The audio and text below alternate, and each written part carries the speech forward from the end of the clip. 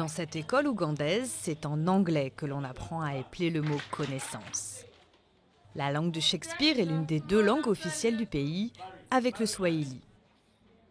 Mais c'est bien sûr l'anglais, hérité de l'époque coloniale, qui est aujourd'hui celle qui rime avec succès. Je pense que l'anglais c'est mieux pour mon avenir, parce que par exemple, quand je serai grande et que je monterai une affaire, je ne parlerai pas nyankole, je parlerai anglais avec les gens qui travailleront avec moi.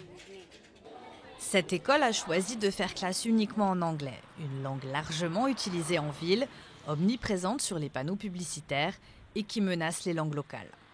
Certains établissements ont donc décidé d'enseigner dans l'une des nombreuses langues régionales du pays. Une gageure car il y a 64 langues en Ouganda et encore plus de dialectes.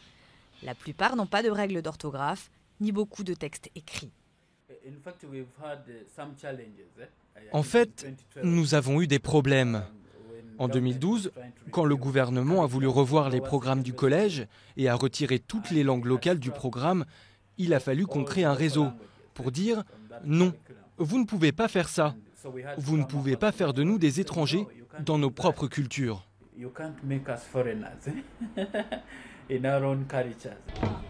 Selon M. Batambudze, scolariser les enfants dans leur langue maternelle améliore leurs résultats scolaires. Cela permet aussi d'augmenter les taux d'alphabétisation et d'améliorer l'intégration dans la société.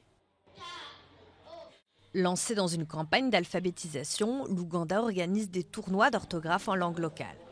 Les enfants ont été interrogés dans 8 langues, dont la langue principale, le Luganda.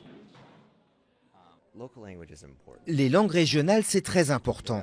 Il n'y a quasiment aucun livre écrit en langue locale en Ouganda. Au regard de la taille de la population, c'en est presque ridicule.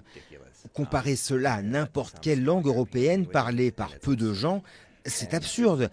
Il s'agit juste d'aider l'Ouganda à se développer en tant qu'Ouganda, et non pas comme un pays d'anglophones. Les créateurs de ces programmes espèrent raviver l'intérêt des Ougandais et leur montrer que l'avenir peut être écrit dans bien des langues différentes.